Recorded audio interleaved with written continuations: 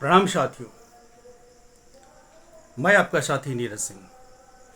आज लोकसभा में प्रधानमंत्री नरेंद्र मोदी ने कांग्रेस पार्टी पर यह आरोप लगाया कि कांग्रेस पार्टी परजीवी पार्टी है और वो वहीं ज़्यादा सफलता मिलता है उसको जहां वो किसी दूसरे पार्टी के साथ गठबंधन में होती है।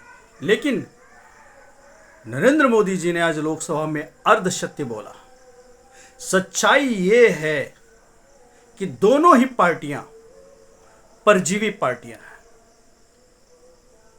कांग्रेस पार्टी के बारे में तो मैं कई बार विश्लेषण करके बताया कि वो किस तरह से दूसरे पार्टी के पीठ पे जब तक सवार नहीं होती है तब तक उसे ज़्यादा सीट नहीं मिलता और जहां आमने सामने की लड़ाई होती है वह भाजपा जीत जाती है।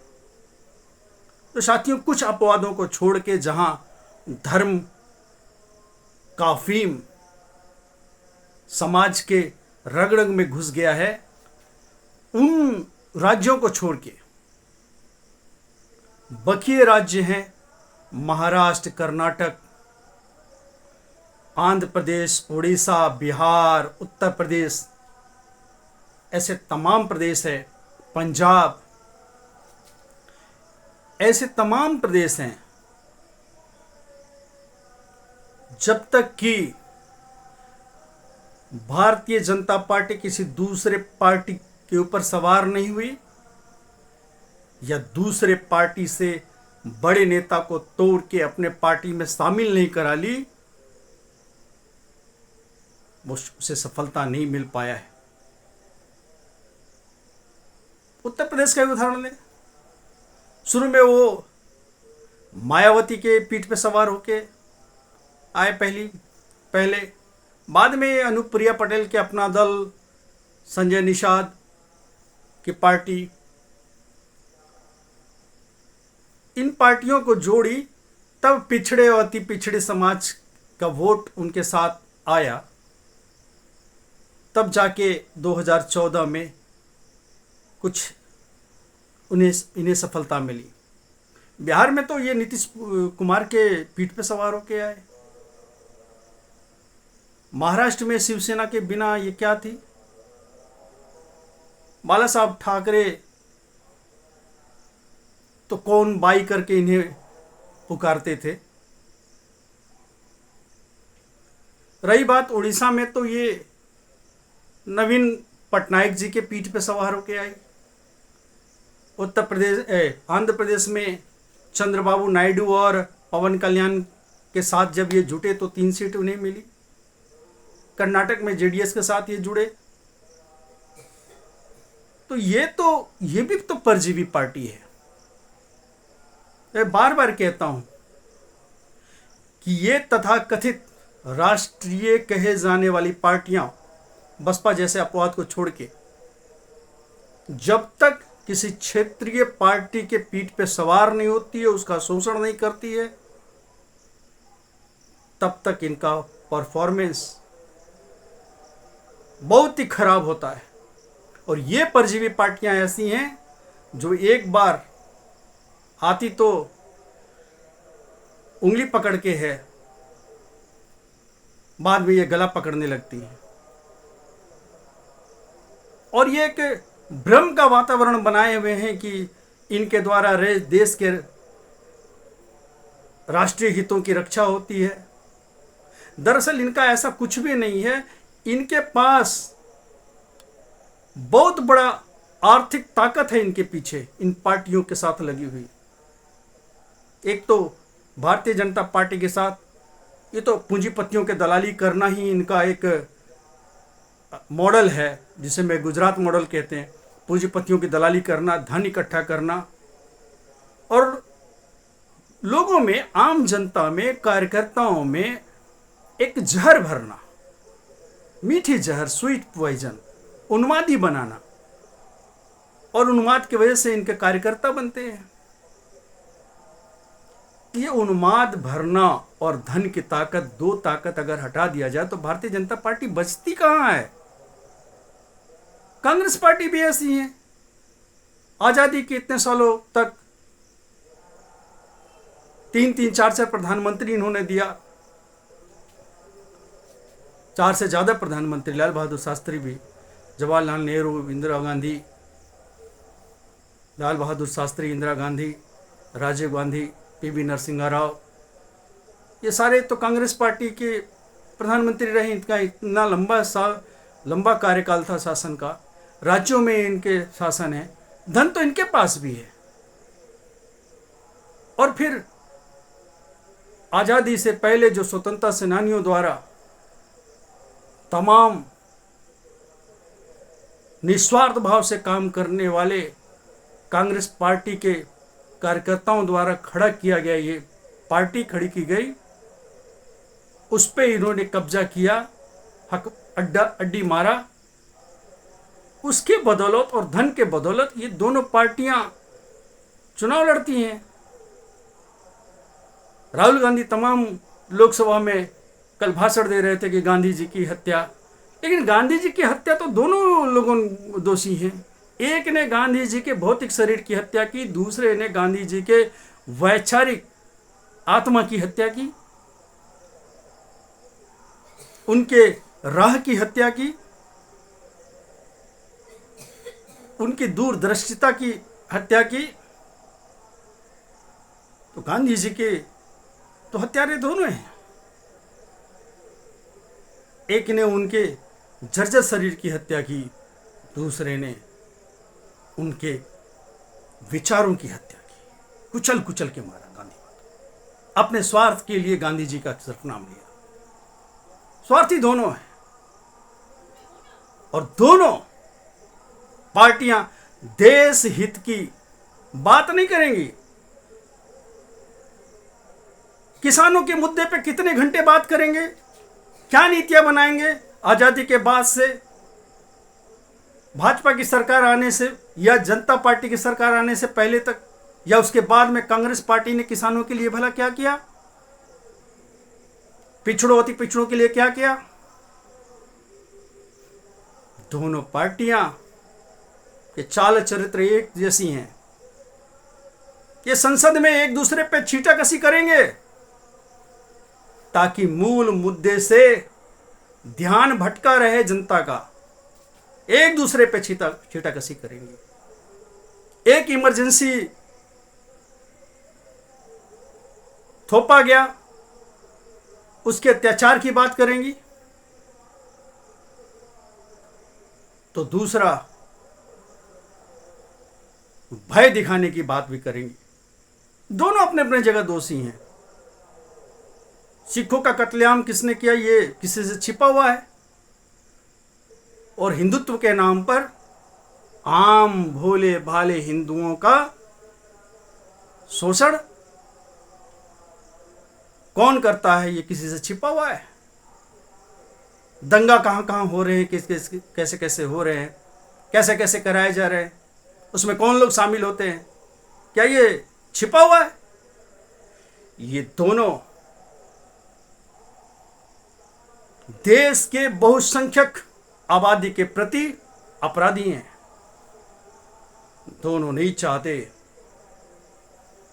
कि आम जनता के स्वाभिमान हो, उनके गरिमा की रक्षा हो। वो चाहते हैं इनके मतदाता, इनके वोटर्स, देश की बहुसंख्यक आबादी इनके भीख पर जीवित रहें। और वो भी भीख तब जब उन्हीं के जेब से तमाम तरह के टैक्स के माध्यम से निकाला जाता है, पैसा निकाला जाता है, और बाद में अगर ये 99% कॉरपोरेट घराने को देते हैं, कारपोरेट को देते हैं, तो 1 रुपया बांट के गरीब गुरबों पे एहसान जताते हैं, गांव वालों पे एहसान जताते हैं, किसानों पे एहसान जताते हैं, कारीगर मजदूरों पे एहसान जताते हैं। इन दोनों पार्टियों का देश से कोई लेना देना नहीं। ये दोनों पार्टियां चाहती हैं पिछड़ों, दलितों, आदिवासियों का हकमारी हो, अल्पसंख्यक का हकमारी हो। भाजपा तो अल्पसंख्यक के बारे में सोच ही नहीं सकती, और कांग्रेस पार्टी ने तो अल्पसंख्यकों को सिर्फ वोट बैंक बना के दशकों तक छोड़ा। इसलिए मैं बार बार कहता हूं, देश की रक्षा के लिए गांव और गरीब की रक्षा के लिए, उनके स्वाभिमान, उनकी गरिमा की रक्षा के लिए नए तरह की राजनीति खड़ा करना पड़ेगा। या तो क्षेत्रीय पार्टियों के माध्यम से होगा या वो वैकल्पिक राजनीति के ऊपर प्रयोग करके होगा। ये दोनों पार्टियां स्वार्थी हैं, भ्रष्ट हैं। एक ने 10 को तक लूटा तो दूसरे ने 14 के बाद से जिस तरह से भ्रष्टाचार किया, वो 10 को पुराना भ्रष्टाचार फीका पड़ जाता है, फीकी पड़ जाती है। सड़कें धंस रही हैं, एयरपोर्ट टूट के गिर रहा है, सेल्फी पॉइंट्स पे बच्चे मर रहे हैं गिर गिर के। नीट का मामला सामने है। किस किस बात को गिनाया जाए। इस 10 साल में इतनी लंबी लिस्ट होगी कि इनके एक एक योजनाओं में अगर भ्रष्टाचार खोजने निकाला बैठा जाए तो 10 को कांग्रेस के लूट इन 10 सालों के लूट में फीकी पड़ जाएगी। साथियों, दोनों का चाल चरित्र एक जैसा है। पूरे देशवासियों को एक नए विकल्प खड़ा करना पड़ेगा। क्षेत्रीय पार्टियों को चाहे लेके या वैकल्पिक राजनीति का कोई मॉडल खड़ा करके, ये दोनों जनता के हित की बात नहीं उठाने वाली है। राहुल गांधी 5 साल टालेंगे ताकि भाजपा को दोष दे के अगली बार चुनाव हो तो राहुल गांधी प्रधानमंत्री बने। मूल मुद्दे पे दोनों पार्टियां बात नहीं करेंगी, दोनों एक दूसरे पे कीचड़ उछालेंगी और संसद का बहुमूल्य वक्त यूं ही जाया जाए। जल जंगल जमीन के लूट के ऊपर संसद के ये वर्तमान दोनों पार्टियां चर्चा नहीं करने वाली हैं। किस तरह से गांव कमजोर हो रहा है, किस तरह से शहरों में मेट्रो पे मेट्रो बन रही हैं और गांव में सही से सड़कें नहीं है, रोजगार नहीं है गांव में। गांव में जो भी पहले कुटीर उद्योग था, आत्मनिर्भर गांव था, उसको परावलंबी बना दिए हैं। वो उपभोक्तावादी कल्चर में तब्दील कर दिया गया है और इसमें दोनों पार्टियां शामिल हैं। आज गांव के लोगों के पास बच क्या रहा है? कुछ नहीं। बीज बड़ी कंपनियों का, मल्टीनेशनल कंपनियों का, खाद मल्टीनेशनल कंपनियों का, ट्रैक्टर का खर्च, सब कुछ तो बाहर जा रहा है। किसानों के पास बच क्या रहा है? कारीगरों के पास कहां काम है? कुशल कारीगर आज बड़े महानगरों में मजदूरी करने के लिए, धक्का खाने के लिए, रिक्शा चलाने के लिए मजबूर हैं। लेकिन इस विषय पे ये दोनों पार्टियां संसद में चर्चा नहीं करेंगी कि दोनों पार्टियां मैच फिक्सिंग की तरह खेलती हैं। बाहर से दिखावे के लिए तो है कि एक दूसरे पे ये हमला करती हैं, लेकिन इतना तय है कि अब जब तुम सत्ता से हटो तो मैं आऊंगा, मैं हटूं तो तुम आना। नए विचार भारत में नहीं आ पाए।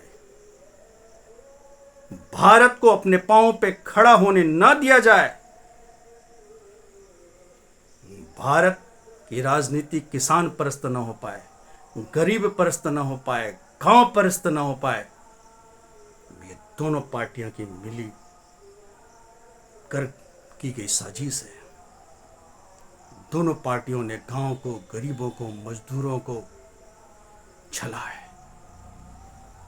उन्हें भीख का लालच देती हैं। उस गांव के किसानों को, मजदूरों को जो ना जाने कितने लोगों को भिक्षा दे दिया करते थे, जिनके भिक्षा से विश्वविद्यालय चलती थी। लोग,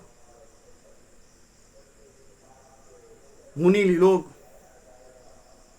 साधक लोग इसलिए निश्चित रहते थे कि गांव में जाएंगे तो हम भूखे नहीं मरेंगे और उसलिए निश्चिंत होकर वो चिंतन मनन किया करते थे। विश्वविद्यालय चलती थी, राज्याश्रित विश्वविद्यालय भारत में बहुत कम रहे हैं, भले राजाओं लोगों ने बनाया होगा, लेकिन उस विश्वविद्यालयों को तो गोद गांव लेते थे, उनके 20-20 किलोमीटर 25-25 किलोमीटर के घेरे में रहने आने वाले गांव।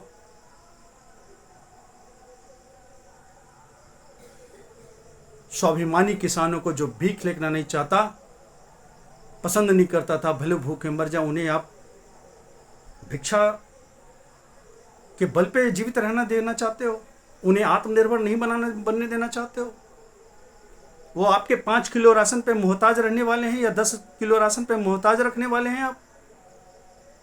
आपकी क्या योजना है इन 140 करोड़ लोगों के बारे में? मान लीजिए 140 करोड़ में से 1 करोड़ 2 करोड़ 3 करोड़ को 10 करोड़ को नौकरी दे दिया आपने, बकिए 130 करोड़ आबादी के लिए आपके पास क्या योजना है? क्या सबको आप खींच के शहर में ले जाने वाले हैं? क्या यहां से सस्ता श्रम का पलायन महानगरों की ओर जारी रहेगा? यह आपकी नीति है। आप गांव को इसलिए कमजोर रखना चाहते हैं ताकि आपको सस्ता श्रम मिलता रहे, इनका शोषण जारी रहे, इनके जल जंगल जमीन, इनके खेत को आप लूटते रहे। तमाम फर्जी कानूनों के द्वारा, अंग्रेजों के बनाए हुए कानूनों के द्वारा आपने 3 कानूनों को बदला, लेकिन अंग्रेजों के बनाए हुए भूमि अधिग्रहण कानून को क्यों नहीं बदला? किसानों को, गांव की जमीनों को आप मुक्त क्यों नहीं कर देते? उसके उल्टा आपने तो बहुत सारे क्षेत्र में, वनवासी क्षेत्र में, आदिवासी क्षेत्र में, जहां पैसा कानून लगा हुआ था, उन क्षेत्रों में आपने ग्राम पंचायतों का अधिकार छीन लिया कि बिना उनके इजाजत के जमीन दूसरे को नहीं हस्तांतरित हो सकती। इस अधिकार को भी आपने छीन लिया। आप एक ढोंग रचते हैं कि आप अंग्रेजों के बनाए हुए कानून को बदल रहे हैं। आपने तो पुलिसिया राज में कानून राज लागू कर दिया। अब तो 90 दिनों तक पुलिस रिमांड में लिया जा सकता है, 15 दिन को बढ़ा के। तो आपका छल है। आप भारतीय जनता पार्टी, नरेंद्र मोदी जी, आपकी पार्टी और कांग्रेस पार्टी दोनों परजीवी पार्टी है। दोनों देश के सही मुद्दे नहीं उठाना चाहती, बहुसंख्यक आबादी के लिए कोई नीति नहीं बनाना चाहती, उनके भले के लिए काम नहीं करना चाहती। उनके शोषण पे आप दोनों पार्टियों की सत्ता कायम है और देश की जनता को जागरूक होकर नए नए प्रयोग करने पड़ेंगे, और जो प्रयोग कर रहे हैं उन्हें उनका समर्थन निस्वार्थ भाव से करना पड़ेगा, नहीं तो आने वाला दिन बद से बदतर होगा और पछताना इस देश के बहुसंख्यक आबादी को भी पड़ेगा। और इस तरह की गलती ना हो, आगे आने वाली पीढ़ियां तबाह ना हो, आप भी 5-7-10 सालों में आपकी भी तबाही ना हो, इसलिए नए ढंग के राजनीति को आपको समर्थन करना पड़ेगा। धन्यवाद।